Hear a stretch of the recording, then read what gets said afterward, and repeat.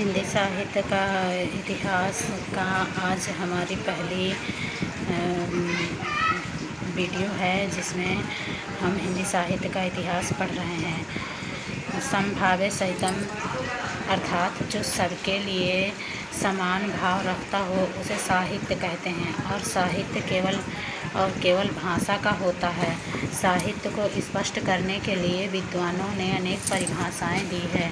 आचार्य रामचंद्र शुक्ल ने कहा है, आचार्य रामचंद्र शुक्ल का कथन है कि जबकि प्रत्येक देश की साहित्य वहाँ की जनता की चित्तवृत्तियों की परिवर्तन के साथ साथ साहित्य के स्वरूप में भी परिवर्तन होता चला जाता है। आदि से अंत तक इन्हीं प्रवृत्तियों की परंपरा को परखने के लिए साहित्य परंपरा के साथ सामंजस्य दिखाना ही साहित्य का इतिहास कहलाता है।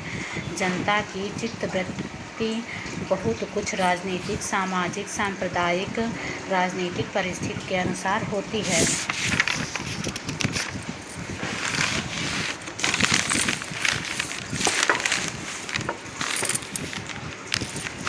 जो प्रतिभाशाली रचना पाठक और श्रोता के मन पर आनंददायी प्रभाव डालती है वह कविता व साहित्य बन जाती है। महावीर प्रसाद द्विवेदी ने कहा है, काव्य में विलक्षणता होती है जिसमें आनंद निर्माण की क्षमता होती है वही साहित्य होती है। महावीर प्रसाद द्विवेदी ने कहा है, अंतःकरण की दीप्तियों के चित्र का नाम कविता है तथा साहित्य समाज का दर्पण है। महावीर प्रसाद द्विवेदी ने कहा है, साहित्य जनता की वाणी है। रामविलास शर्मा का कथन है, कविता जीवन व जगत की अभिव्यक्ति है। आचार्य रामचंद्र शुक्ल का कथन है, साहित्य जन समूह के हृदय का विकास है। बालकृष्ण भट्ट का कथन है। इसी प्रकार अन्य कथनों को हम देख लेते हैं। साहित्य व काव्य वह है जो हृदय में अलौकिक आनंद या चमत्कार की सृष्टि करे, ऐसे श्याम सुंदर दास जी का कथन है। सरस शब्दार्थ का नाम काव्य है, डॉक्टर नगेंद्र का है।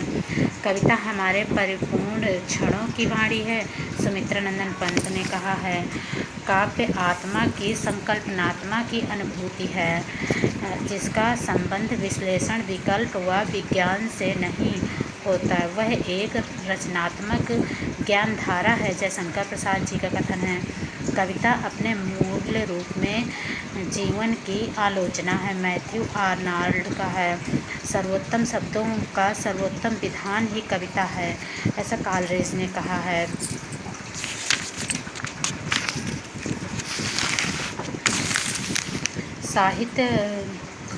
साहित्य जीवन की आलोचना है, प्रेमचंद ने कहा है।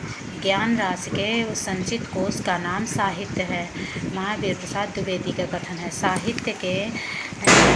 साहित्य से हमारा आशय उन विशिष्ट और प्रतिनिष्ठ रचनाओं से है जो किसी युग के भावात्मक जीवन का प्रतिमान होती हैं, जो समाज और सामाजिक जीवन को भली या बुरी दिशा में ले जाने की प्रबल सामर्थ्य रखती हैं। नंद दुलारे वाजपेयी जी का कथन है, साहित्य अपने व्यापक अर्थ में मानव जीवन की गंभीर व्याख्या है, सुमित्रानंदन पंत का है। अभिव्यक्ति ही वह मूल तत्व है जिसके कारण कोई व्यक्ति साहित्यकार और उसकी कृति साहित्य बन जाती है, नगेंद्र ने कहा है।